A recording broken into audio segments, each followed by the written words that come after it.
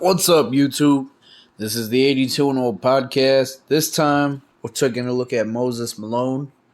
Now, Malone was born March 23rd, 1955, and he was born in Petersburg, Virginia. He was raised an only child, and was raised primarily by his mother, who had dropped out of high school after finishing the 5th grade. When Malone was 2 years old, Mary forced her husband to move out of their home due to alcohol use.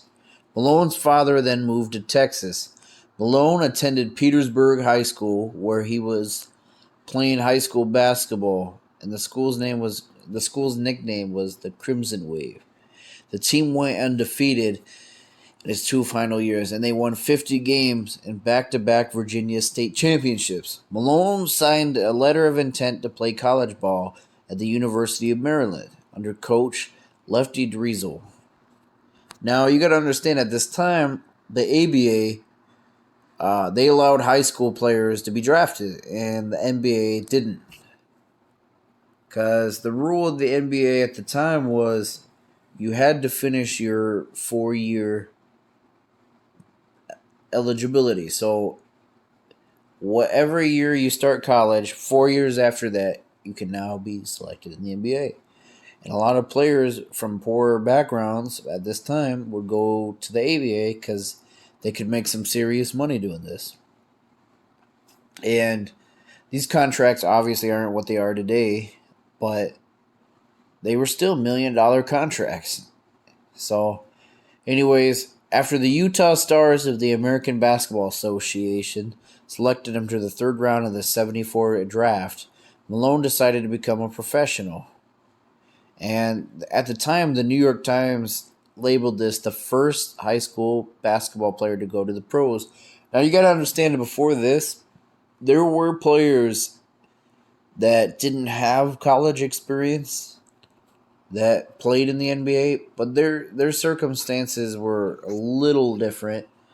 One player that comes to mind was like Reggie Harding in the 60s. But his was a little different because he played high school basketball. He went to like a community college and like quit. And then he got signed by an NBA team. So, and there were other guys, like, for example, there were players in the 40s who they didn't play any college basketball, but they'd have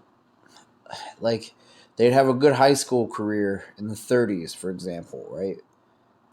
Before the NBA was around, and then they would be playing like on the circuit, playing in little basketball leagues, and then the NBA would find them. By the time the NBA was starting, they were just trying to get players.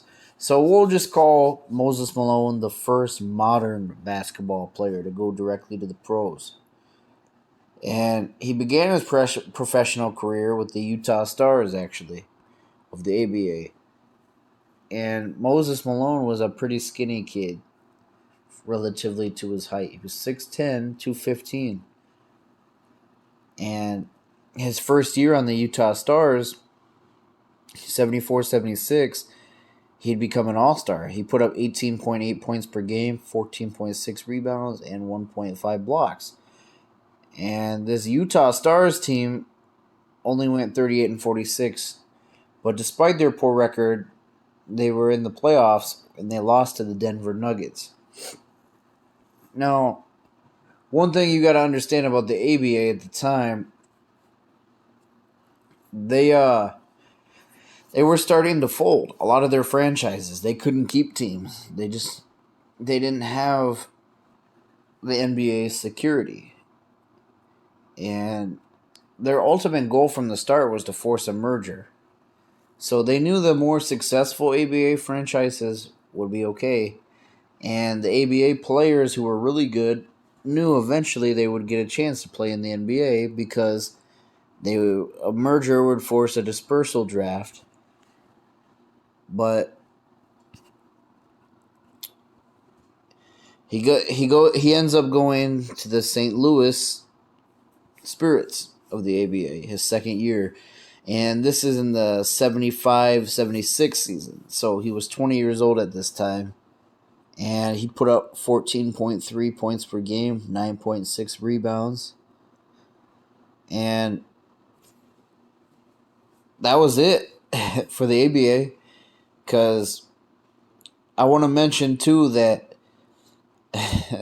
the team he played on before folded. So they sold him the rights to the St. Louis Spirits. This happened a lot. This happened with Julius Erving, too. Our ABA team would fold, and they didn't want to give their players to the NBA, so they'd just sell their rights to another ABA team. So he only played 1 year with them. Now, going into the NBA, like I said, there was the merger after that. It was the 75-76 season, and the Spirit of St. Louis folded after that. They weren't one of the teams that made the jump over to the NBA. And so he goes over to the NBA, and this is going to sound crazy, but it's not actually a lot of people think the Houston Rockets selected him, but it's not. They blew this opportunity so bad. It was actually the Portland Trailblazers.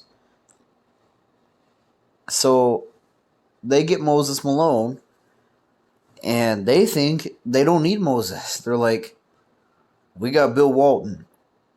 We got Maurice Lucas. We don't need him. Now, think about this team had they built around Moses Malone. Because we all know Moses Malone played for many, many years. He could have been the replacement for Bill Walton when Bill Walton went out with those injuries. You know, it's crazy how much we can look back at these times with hindsight and realize how stupid these trades are. So, the Portland Trailblazers get rid of Moses Malone. It's absolutely insane, but they get rid of him to the Buffalo Braves, which are now the Los Angeles Clippers.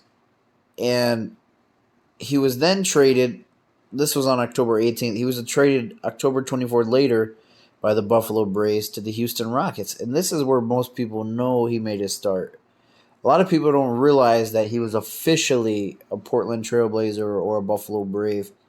But anyways, on the Houston Rockets is where he made his real NBA debut. He only played 2 games with Buffalo, and he didn't play any games with Portland. Now, for that 76-77 season, you can't really even put his numbers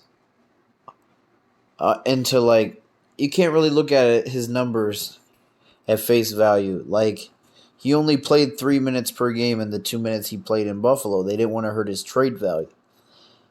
And in Houston, he only put up 13 points per game and 13 rebounds. Now, going into the 77-78 season, the team was just horrible. They only won 28 games, and Moses Malone was only averaging 19 points per game that year. But it was his rebounding that stuck out. He had a great offensive rebound game, and I think he led the league in offensive rebounding a few times. Don't quote me on that. But one of his nicknames was the chairman of the boards because he was so efficient at getting rebounds. Now, going into the 77-78, the 78-79 season, this is where he took a big leap. He would average 24 points per game, 17 rebounds, and that's leading the league, and he averaged 1.5 blocks. And this is on an elite 54% shooting. And this is where he became the best player in the league, arguably. Some people would say Kareem, some people would say Moses Malone. But he became arguably in the conversation of top 3 players in the league. And he won his first MVP in 79. And he would also win one in 82 and 83. So he had 3 MVPs total. But in Houston, in the 78-79 season, you started to see his team get better. They won 47 games that year. although they lost in the first round. Now, going into the 79-80 season, they only won 41 games, and they were actually in the Eastern Conference then, and they lost to Boston. And the 81 season, they went 40-42 that year. And this is when they were in the West. This is when they moved to the Western Conference, and they make it to the finals where they're matched up against the Boston Celtics, who had eliminated them before. And Moses Malone puts up 27 points per game for the season, 14 rebounds. He didn't have a good team around him. His second best player was probably like Calvin Murphy or Rudy Tomjanovich. So nobody really expected them to have a prayer against the Boston Celtics. And they lose in 6 games. And this is Larry Bird's first championship Celtic team. So nobody really faulted Moses Malone for losing that. He put up a pretty good fight. Like I said, it probably should have realistically been a sweep. But he takes it to 6 games. He puts up 22 points per game, averages 15 rebounds, and gets 2 blocks per game. Now, going into the 81-82 season, the Rockets would go 46-36, and they would lose in the first round. And then, in that offseason, they would have... This is where he would start to show he wanted to be traded. And he was going to become a restricted free agent, so they didn't want to lose him for anything. So he signed an offer sheet of 6 years, $13.2 million with the Philadelphia 76ers. And this was like a sign and trade type deal. So he goes over to the Sixers, and they have probably their best team ever. And they go 67-15, and they win the finals against the Los Angeles Lakers. They sweep them. So this is 2 MVPs of the league teaming up.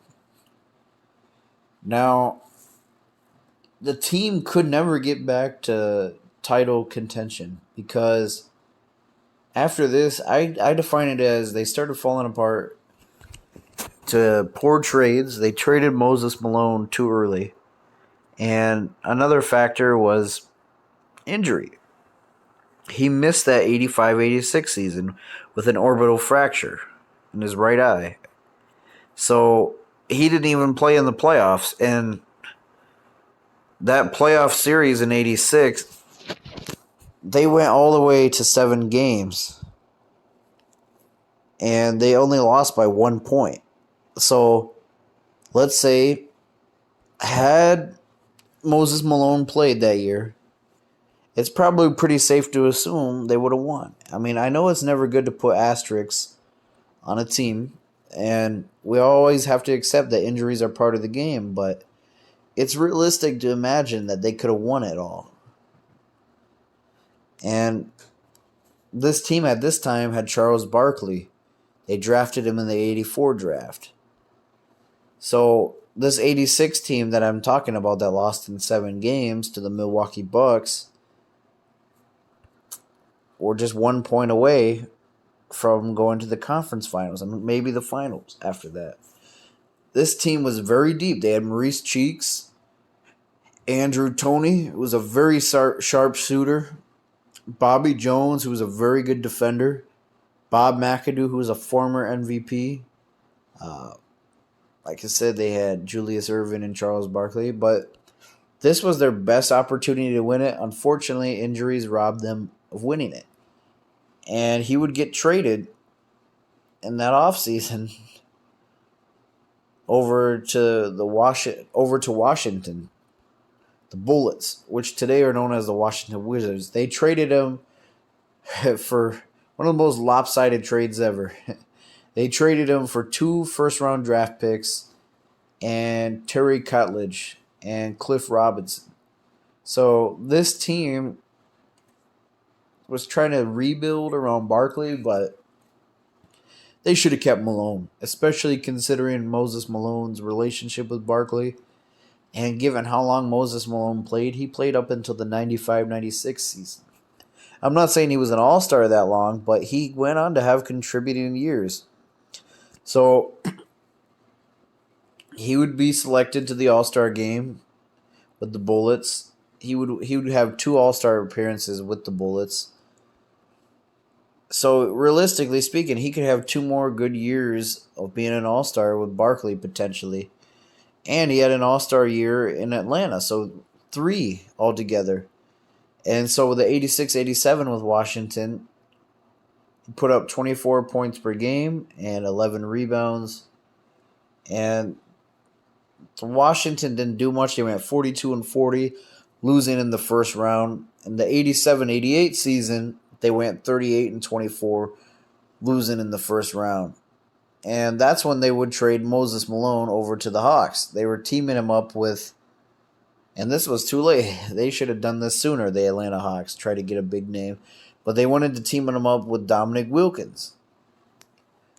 Who, for anyone who doesn't know, Dominique Wilkins, who I'll cover later, is a top 75 player of all time himself. And this duo was supposed to win a championship together. Moses was still like a 20-10 scorer.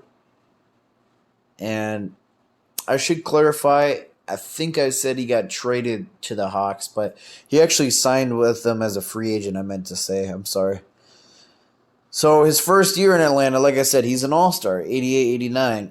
And this Hawks team, they'd had some individual success with Wilkins, but they've never made it past the semifinals. So they go 52-30 that year, and they lose in the first round to Milwaukee Bucks. Dominique Wilkins averaged 26 points per game, 6 rebounds, and Moses Malone would average 20 and 12. And he'd play one more year there, the 89-90 season, where they'd go 41-41, and they wouldn't even make the playoffs.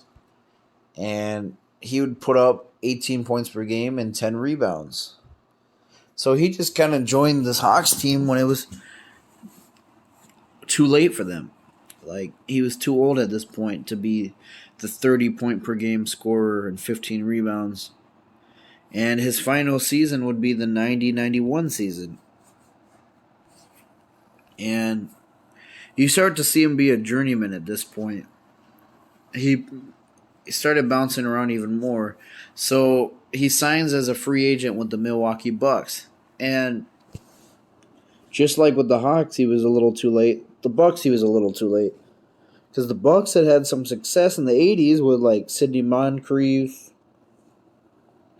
and Terry Cummings, Ricky Pierce, guys like that. But he was joining too late. So that year, they don't even make the playoffs. The year before, they went 48-34. They only won 31 games in 91-92 with Moses Malone there. He puts up 15 points per game and 9 rebounds. So you see he's still contributing, which is why I said Philly should have kept him, because he could have been there as a role player to Barkley in his development. But I'll get into that in a second. 92-93 would be his final year with the Milwaukee Bucks. They only win 28 games. And Moses would only play 11 games that year. Now, he would make a comeback to the Philadelphia 76ers for the 93-94 season. And this is after Charles Barkley was gone. He signed as a free agent with them. And they would actually waive him. I think it was in June of 94 they would waive him. But the 93-94 Philadelphia Sixers only went 27-57. At this point, Malone was 38, and he only put up 5 points and 4 rebounds per game. So he was a shell of himself at this point, you know? And his final year would come in 94-95, where he would join the San Antonio Spurs. Now, I want to mention he only played 17 games that year with the Spurs. This was one of the best Spurs teams of the 90s. They went 62-20. This team went to the Western Conference Finals against Hakeem Olajuwon. This was the year David Robinson won MVP on the Spurs. So Malone played with a lot of good guys over the years. If whether it's Julius Irving or Charles Barkley or David Robinson, Alvin Robertson on the Bucks. So he had a really long career. He played from the 74, 75 season. So he played with a lot of great players over the years, and in a way, his career reminds me of Kevin Garnett, drafted out of high school. He plays 20 years almost, give or take. Garnett plays from 95, 96 to 15, 16. And Malone would play from 74 to 95. And unfortunately, he's no longer with us. He passed away September 13, 2015. He died in his sleep from heart disease. He was only 60 years old. He was supposed to appear at a celebrity charity. I shouldn't say celebrity. He was supposed to appear at a charity golf tournament, and he was found unresponsive in his hotel room. He didn't appear for breakfast. He wasn't answering his phone. And recently, he'd be complaining about his heart hurting. And he was wearing a heart monitor. And unfortunately, he passed. And it sucks because he's a 3-time MVP and a champion, yet people forget about him being one of the greatest players. And he's no longer here to tell his story. And I want to be here to tell his story.